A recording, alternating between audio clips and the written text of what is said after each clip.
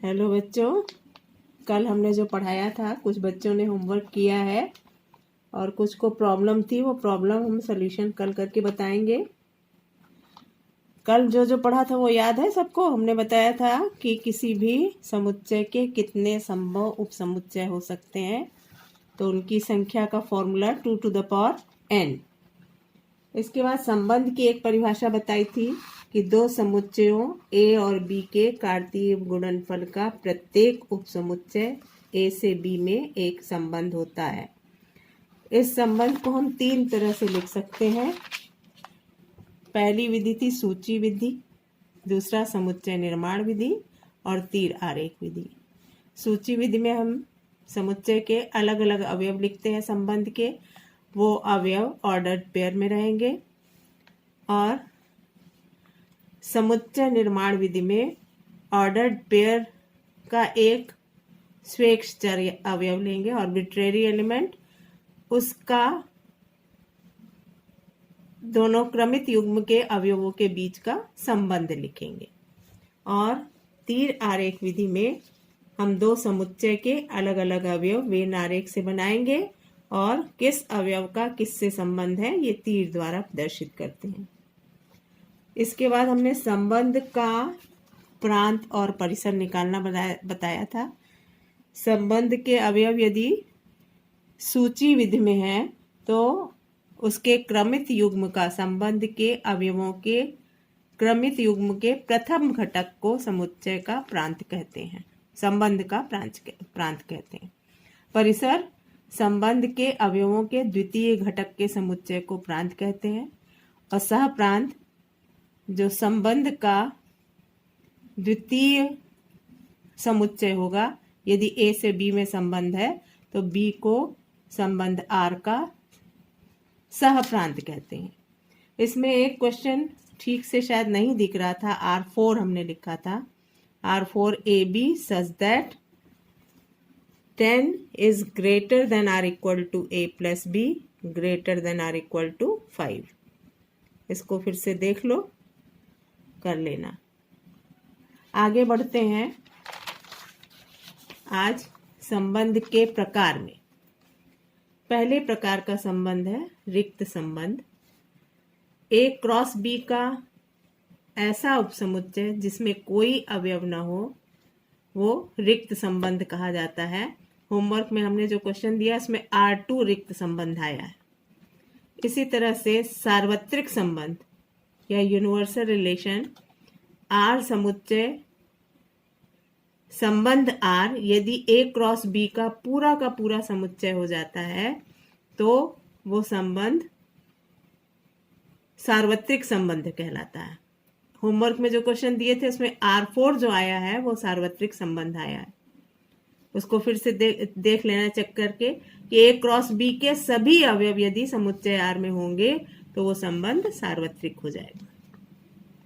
तीसरे प्रकार का संबंध है इकाई या तत्समक संबंध।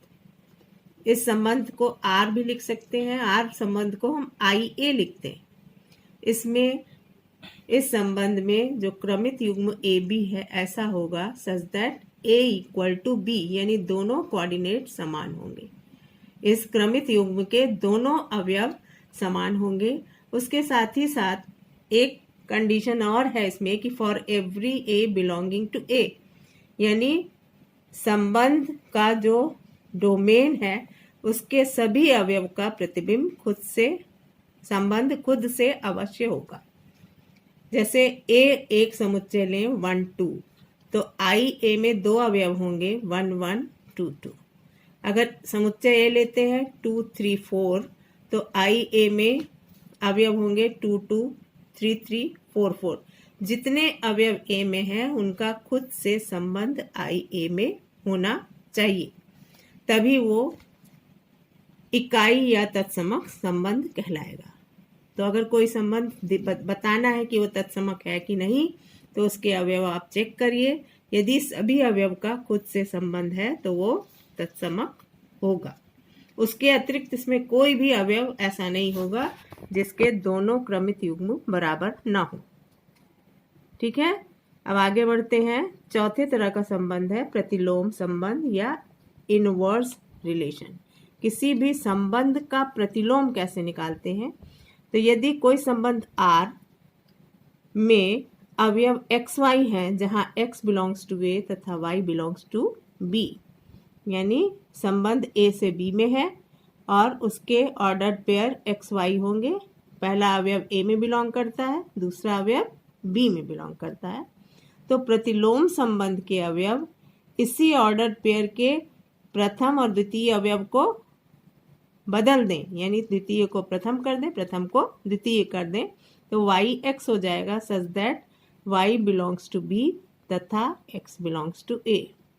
जैसे एग्जाम्पल के लिए यदि R में अवयव हैं X2, Y3, Z1, Z2 और A है हमारा समुच्चय XYZ और B समुच्चय है 1, 2, 3, तो R इनवर्स के अवयव इसी के अवयव का उल्टा हो जाएगा, कोऑर्डिनेट इसके बदल जाएंगे, युग्म बदल जाएगा।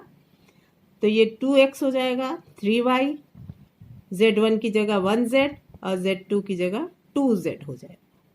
तो ये प्रतिलोम संबंध हुआ। अब आगे हमें संबंध के और प्रकार करना है। प्रतिलोम संबंध का एक उदाहरण और है। यदि R एक संबंध का दिया है का वर्ग है, इसकी परिभाषा दी है का वर्ग है, तो R इनवर्स यानी प्रतिलोम संबंध होगा का वर्गमूल है। ठीक है, तो इसी तरह से आगे अभी हम और क्वेश्चन इसके देंगे प्रतिलोम संबंध के।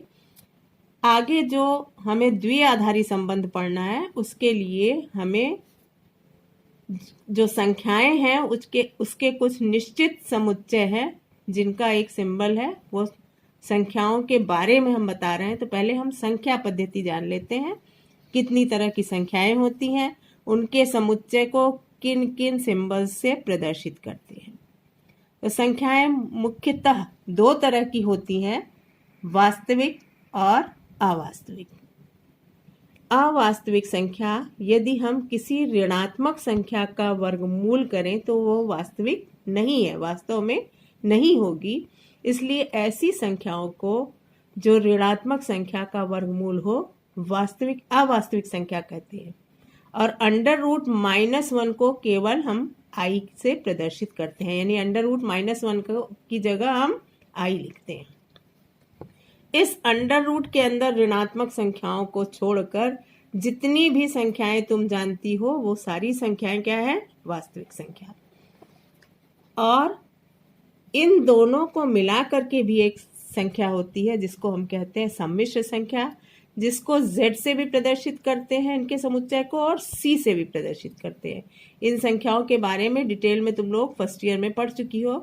A प्लस IB के रूप में लिखा जाता है, जहां A वास्तविक संख्या है, इसका एक भाग वास्तविक है A और दूसरा भाग अवास्तविक है। तो वास्तविक और अवास्तविक को मिला के जो संख्या बनी वो संख्या क्या कहलाई? सम्मिश्र संख्या। अब अवास्तविक संख्याओं का उपयोग ज्यादा नहीं होता, सम्मिश्र संख्याओं के बारे में पढ़ चुकी हो। वास्तविक संख्याओं के समुच्चय का बहुत उपयोग होता है जिसको हम R से प्रदर्शित करते हैं। यानी इन संख्याओं को छोड़ करके जितनी भी संख्याएं हैं वो सब कैसी हैं? वास्तविक। अब वास्तविक संख्याओं के दो प्रकार हुए, परिमेय, अपरिमेय।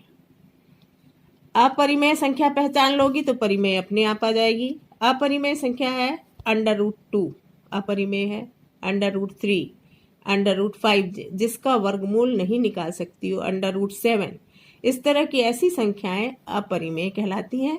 इनके समुच्चय का ज्यादा यूज नहीं होता, इसलिए इसके समुच्चय को किसी भी सिंबल से प्रदर्शित नहीं करते। परिमेय संख्याओं के समुच्चय को Q से प्रदर्शित करते हैं। इन संख्याओं को छोड़कर जितनी भी वास्तविक संख्याएं हैं वो कैसी हैं? परिमेय। अब परिमेय भी दो तरह की संख्याएं होती हैं, पूर्णांक और अपूर्णांक यानी भिन्न संख्या।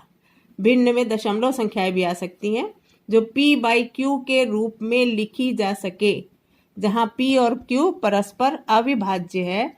ऐसी संख्याओं को अपूर्णांक संख्याएं कहते हैं। पूर्णांक संख्याओं के समुच्चय को I से या Z से भी प्रदर्शित करते हैं। और पूर्णांक भी दो तरह के होते हैं, धन पूर्णांक, ऋण पूर्णांक। धन पूर्णांक के समुच्चय को i प्लस लिख देंगे और ऋण पूर्णांक के समुच्चय को i माइनस लिख लेंगे। धन पूर्णांकों के समुच्चय को प्राकृतिक संख्या भी कहते हैं और इसको n से प्रदर्शित करते हैं, जो 1 से, जिससे कि सबसे छोटी संख्या 1 है और बाकी संख्या अनंत है। पूर्णांक संख्या में प्लस और माइनस दोनों है, तो +-1 +-2 +-3 ये भी समुच्चय अनंत है। वास्तविक संख्याओं का समुच्चय भी अनंत है। परिमेय संख्याओं का समुच्चय, ये सारी संख्याओं के समुच्चय अनंत है। वास्तविक को r से, परिमेय को q से, पूर्णांक संख्याओं के समुच्चय को i और z से, और धन को i प्लस से और ऋण को i माइनस से, प्राकृतिक संख्याओं के समुच्चय को n से प्रदर्शित करते हैं। आगे इन सिंबल्स की बहुत ज़रूरत पड़ेगी कि संबंध कहाँ से कहाँ तक है, उसका डोमेन क्या है। तो केवल n लिख दिया तो तुम्हें मालूम हो जाना चाहिए कि अगर a n में बिलोंग करता है तो यानी वो कैसी संख्या है, प्राकृतिक। यदि r लिख दिया तो वो वास्तविक संख्याएं हैं, ये मालूम होना चाहिए। इसी तरह से और जो भी संख्याएं हैं, समुच्चय केवल सिंबल लिखे जाएंगे, आपको ये मालूम होना चाहिए कि वो संख्याएं कैसी हैं। ठीक है, अब आगे कुछ होमवर्क के लिए क्वेश्चन दे रहे हैं बच्चों। इसमें पहले जो कर चुके हैं संबंध के लिए, संबंध की परिभाषा दी है, आपको उसके अवयव बताने हैं या कुछ सत्य असत्य पर है। ये पहला क्वेश्चन ये है कि पूर्णांकों में संबंध r परिभाषित है x related y implies x y का वर्ग है, यानी x और y इन दोनों अवयव का संबंध तभी होगा जबकि पहला अवयव दूसरे अवयव का वर्ग है। तो इसमें कई ऑप्शन दिए गए हैं, कौन कौन से सत्य हैं। क्या पहला अवयव दूसरे का वर्ग है? इसमें से छांटो और छांट करके उसको बताओ।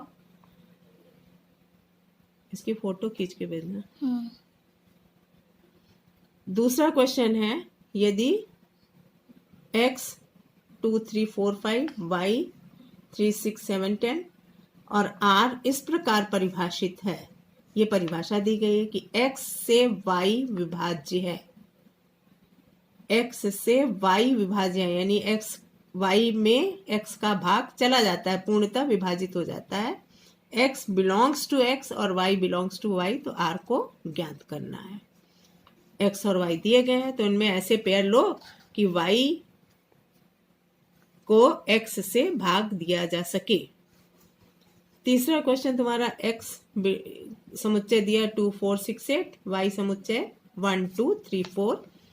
हमें एक्स वाई यानी संबंध r के अवयव निकालने हैं कि x y का गुणनखंड हो और x ग्रेटर देन y गुणनखंड भी हो और x कोऑर्डिनेट y कोऑर्डिनेट से बड़ा हो। तो गुणनखंड तुमने पढ़ा हुआ है, जैसे 2 का गुणक 4 6 8 टेबल में जो पूरी तरह से विभाजित हो जाए वो गुणनखंड हुआ। 9th क्लास से गुणनखंड पढ़ रहे हो, उसको बताना नहीं, केवल ये ध्यान रखना कि x कोऑर्डिनेट बड़ा हो y कोऑर्डिनेट से। चौथा क्वेश्चन है, वास्तविक संख्याओं के समुच्चय में r इस प्रकार परिभाषित है कि x रिलेटेड y, संबंध को 3 तरह से बताया था ना, इस तरह से भी लिख सकते हैं कि दोनों अवयवों के बीच में संबंध तभी होगा जबकि 2x + 3y = 4। अब हमें बताना है कि इस कंडीशन को संतुष्ट करने वाले इनमें से कौन कौन से कोऑर्डिनेट्स हैं। x और y को इसमें सब्स्टिट्यूट करके देखो, अगर x की वैल्यू ये है, y की वैल्यू ये है, पुट करके देखो, अगर इसमें संतुष्ट हो जाता है यानी वो संबंध, वो अवयव x y r में बिलोंग करता है।